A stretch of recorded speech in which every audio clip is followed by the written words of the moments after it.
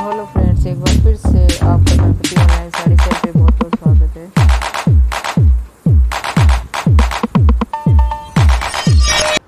आज के वीडियो में हम देखेंगे गोपाष्टमी और आंवला नवमी। तो यहाँ पे मैं जो आपको कहानी सुनाऊंगी, तो यहाँ पे हैं हेमवती मैडम और पूनम भाभी। ये गोपाष्टमी की पूजन गायों की पूजा कर रही हैं, क्योंकि आज गोपाष्टमी है। तो वीडियो थोड़ा लेट है, लेकिन पूरा दिखाऊंगी आपको। तो ये एक वीडियो चलता रहेगा और मैं आपको एक कहानी सुनाऊंगी। जब कार्तिक महीना चल रहा था, तो भगवान श्री कृष्ण 6 साल के हो गए, तो अपनी माँ के पास आए और मैया को बोले कि मैया, अब मैं बड़ा हो गया हूँ, बछड़े मैं इतना ही चराऊँगा, अब मैं गाय चराऊँगा। तो यशोदा मैया हंसने लगी और बोली, अब आप इतने बड़े हो गए हो कि आप अब बछड़े छोड़ कर के गाय चराओगे? बोले हाँ, हम अब बड़े हो गए हैं, हम गाय चराएंगे और हमें आप गाय दीजिए, हम गाय चराएंगे। तो मैया बोली, आप अपने पिताजी से पूछ लीजिए। तो भगवान श्री कृष्ण जी नंद बाबा के पास गए। बोला, बाबा मैं अब बड़ा हो गया हूँ और मुझे गाय दो चराने के लिए। तो बाबा बोले कि अभी बड़ा नहीं हुआ, अभी 6 साल का। बोले नहीं, हम बड़े हो गए, हमें तो गाय दीजिए। तो बोले ठीक है, पंडित जी को बुलाओ। तो पंडित जी को बुलाने गए, तो बोले, रास्ते में उनको समझाते आ गए, पंडित जी मैं आपको बहुत सारा माखन दूंगा और आज की आज आप ये मुहूर्त निकाल दीजिए कि भाई अब भगवान जो हैं जा सकते हैं।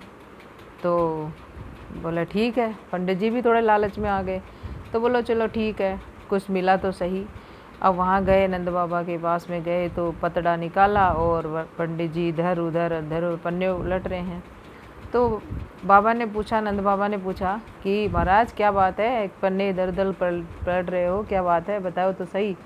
तो उन्होंने कहा कि महाराज आज का ही मुहूर्त है गाय चराने का, और आज के बाद में फिर 1 साल बाद में है, इसलिए भगवान श्री कृष्ण जी को आप गाय चराने के लिए जाने दीजिए। तो इस बात पर नंद बाबा भी राजी हो गए और उनको जाने दिया, और वो जंगल में गाय चराने लगे। उसी दिन से अपने ये गोपाष्टमी का त्यौहार मनाया जाता है, व्रत किया जाता है, उसमें गायों की पूजा की जाती है, क्योंकि भगवान जो श्री कृष्ण हैं इसी दिन गायों को जंगल में चराने के लिए लेके गए थे। तो हमारे जो हिंदू समाज है उसमें गायों का बड़ा महत्व है, इसलिए सभी और माताओं और बहनों को सबको पूजा करनी चाहिए। ये भाभी हैं पूनम भाभी, और ये है हेमवती मैडम, और आज ये गोपाष्टमी की पूजा कर रही हैं। ये गाय वही हैं जो हेमवती मैडम के घर के पास में उन्होंने जब लंपी रोग हुआ था, तो मैडम ने जिन गायों की लंपी रोग हो रखा था उनके लिए क्वारंटाइन सेंटर बनाया था, उसी पे ये कर रही है पूजा। माता जो कोई तुमको ध्याता, जो कोई तुमको ध्याता, त्रिभुवन सुख पाता, सुख श्रमदि प्रदायनी, गो की कृपा मिले। ओम जय गो माता, मैया जय गो माता, जो कोई तुमको ध्याता, जो कोई तुमको ध्याता, त्रिभुवन सुख पाता।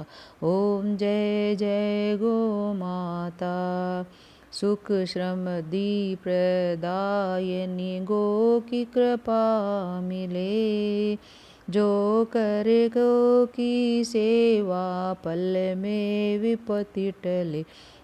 ओम जय जय गो माता, आयु ओज विकासिनी, जन जन की माई, मैया जन जन की माई।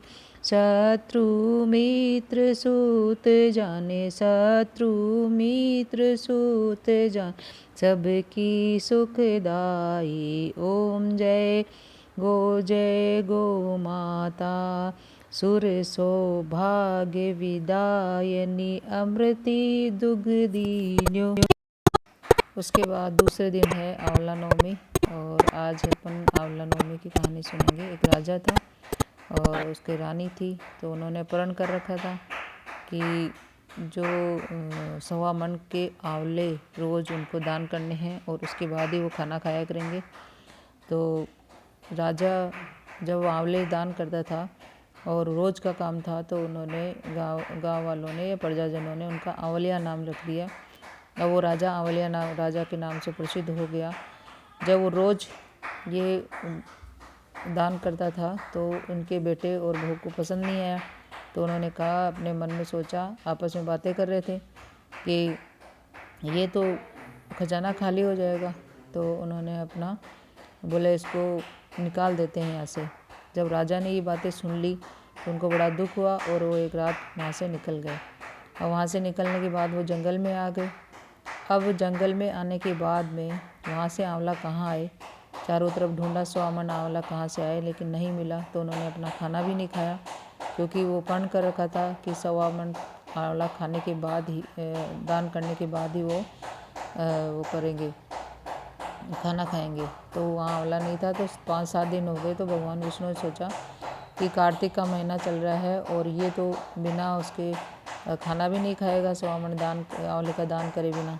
तो उन्होंने फिर अपनी लीला रची और जब रात्रिकालीन वो दोनों सो रहे थे तो बिना किसी आवाज़ के और एक सपने में सो गए। और जब वो सुबह उठे तो देखा कि महल बना हुआ है और शयन कक्ष है जिसमें वो दोनों सो रहे हैं, राजा रानी, और इतना शानदार महल बना हुआ है। दासी दासियाँ घूम रहे हैं, ना नौकर चाकर घूम रहे हैं चारों तरफ। तो उन्होंने देखा कि ये कहाँ आ गए और बड़ी चिंता हुई कि हम कहाँ आ गए। लेकिन भगवान की कृपा से चारों तरफ आंवले के पेड़ थे, बाग बगीचे लग रहे थे। तो राजा ने इस तरह से अपना जो प्रण था वो पूरा किया, 1.25 मन आंवला तुरंत दान किया। उसके बाद उन्होंने खाना खाया। तो भगवान की ऐसी कृपा रही, उन्होंने हमेशा फिर जैसे उन्होंने प्रण कर रखा था उसी तरह से वो आंवले दान करते रहे। तो बोलो भगवान विष्णु की जय, राधा कृष्ण की जय। यहाँ पे हम भी यहाँ मंदिर में 56 भोग का प्रयोजन किया गया है, तो हमें उसको देखने के लिए और प्रसाद ग्रहण करने के लिए यहाँ आए हैं। मैंने आपको पहले भी इस मंदिर का वीडियो दिखा रखा है। ये राधा कृष्ण जी का मंदिर है पास में ही। तो यहाँ पे सबको जो 56 भोग है वो वितरित किया जा रहा है और हम भी उस प्रसाद में जो 56 भोग का प्रसाद है वो लेने आए हैं राधा कृष्ण भगवान की मंदिर में। और यहाँ देखें, ये देखें, ये डोने हैं, इनमें 56 प्रकार की चीज़ें रखी गई हैं और मिठाइयाँ हैं, रेवड़ियाँ हैं, समोसे, कचौड़ी, जो भी है खाने का सामान वो पूरा इसके अंदर है। काजू किशमिश सब कुछ इसके अंदर है। और ये मेरे प्रभु राधा कृष्ण जी का दर्शन कर रहे हैं आप। बोलो राधा कृष्ण भगवान की जय।